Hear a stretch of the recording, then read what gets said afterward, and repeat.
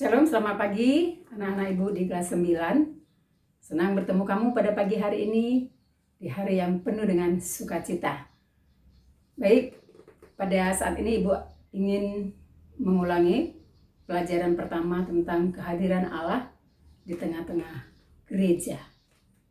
Nah, anak-anak ibu sekalian, di dalam pelajaran yang pertama ini ada 4 bagian besar yang ingin kita pelajarin.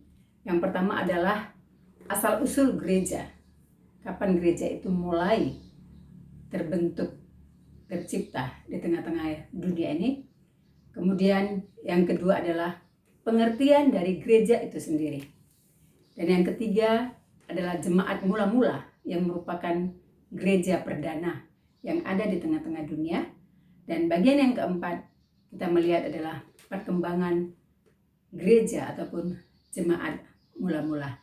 Baik anak-anak ibu, saya akan menjelaskan dengan singkat saja pelajaran ini, keempat bagian ini.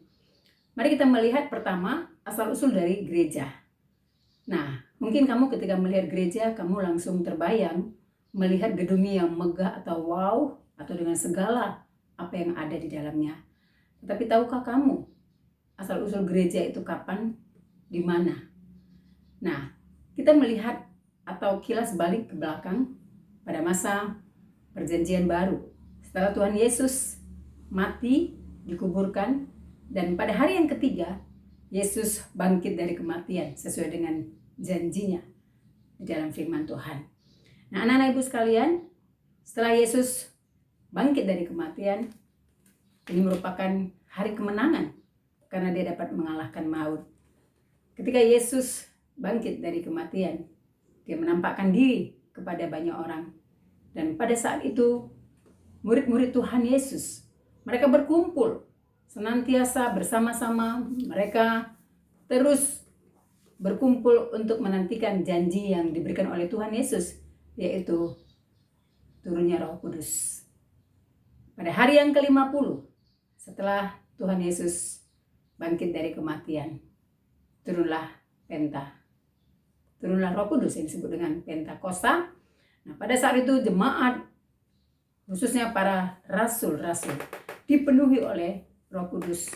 Dan mereka dapat berbahasa roh, dan mereka dengan berani memberitakan Injil pada saat itu.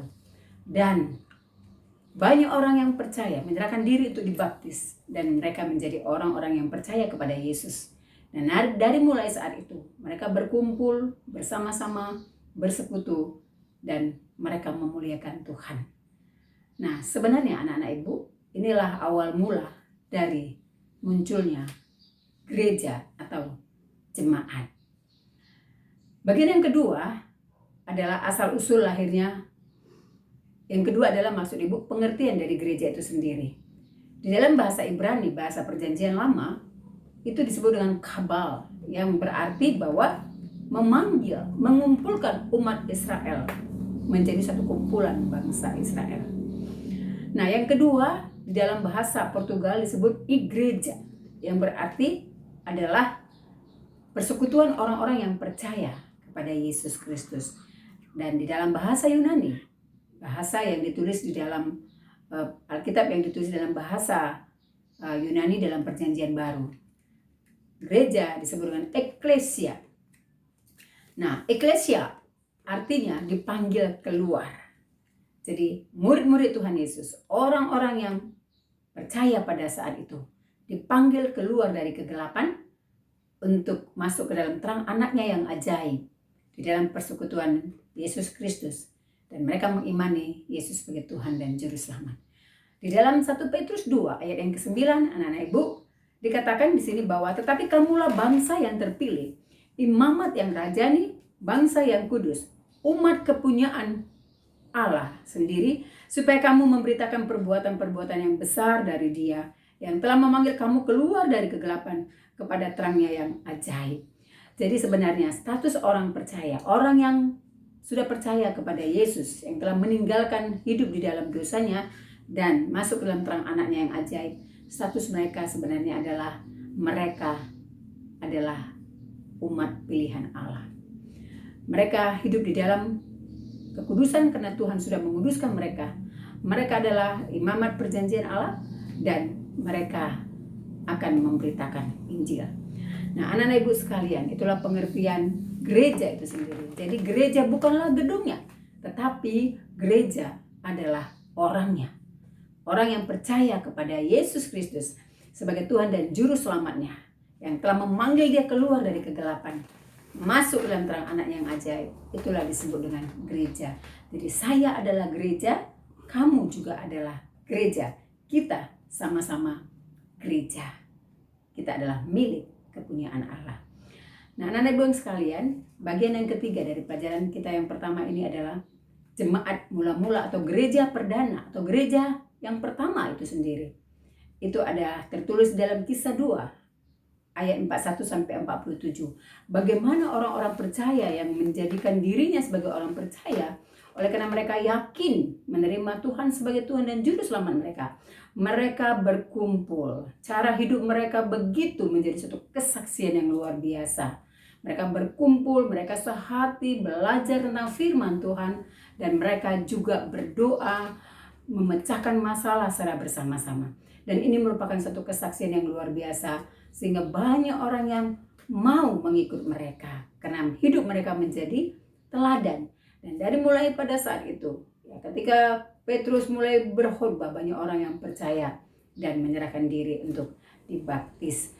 Nah, anak-anak ibu sekalian, seiring perjalanan pelayanan yang dimulai dari Yerusalem, gereja berdiri pertama di Yerusalem, lalu kemudian mereka semakin lagi berkembang, semakin banyak lagi jemaat-jemaat yang tercipta, yang terbentuk oleh karena pelayanan para murid dan orang-orang percaya. Maka banyaklah kelompok-kelompok terbentuk di mana-mana.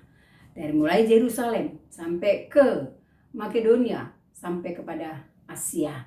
Nah, begitu banyaknya pelayanan, maka para rasul tidak bisa bekerja sendiri, sehingga mereka memilih orang-orang untuk dapat membantu pelayanan mereka. Yang mereka jadi pelayanan, tugas pelayanan ini mereka bagi 3, yaitu pertama adalah rasul, itu disebut dengan utusan Allah, itu adalah murid-murid Yesus, dan yang kedua adalah presbiter, dan yang ketiga adalah diaken. Nah, para rasul langsung sebagai utusan Allah, mereka melakukan tugas di dalam pemberitaan Injil, memberitakan firman Tuhan. Para presbiter itu adalah presbiterius di dalam bahasa Yunani. Tugas mereka adalah sebagai penetua, sebagai pemimpin di dalam satu jemaat. Tugas mereka membantu para rasul di dalam satu pelayanan. Dan diaken atau diakonos itu adalah orang-orang yang bertugas di dalam pelayanan meja, di dalam rumah Tuhan, di dalam pelayanan, di dalam ibadah, dan sebagainya. Nah, anak-anak ibu sekalian, bagian yang keempat dari pelajaran kita ini adalah perkembangan gereja mula-mula itu. Di dalam pelayanannya, seiring terus berjalan, pelayanan tidak mudah dan tidak gampang.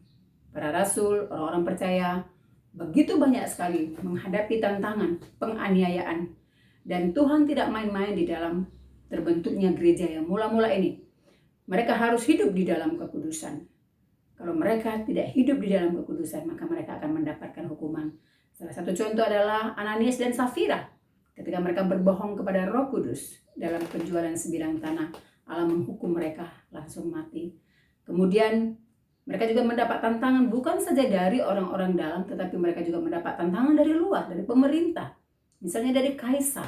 Mereka dihambat secara luar biasa. Tetapi sekali lagi bahwa Allah hadir di dalam pembentukan gereja. Allah hadir di dalam berdirinya gereja di muka bumi ini.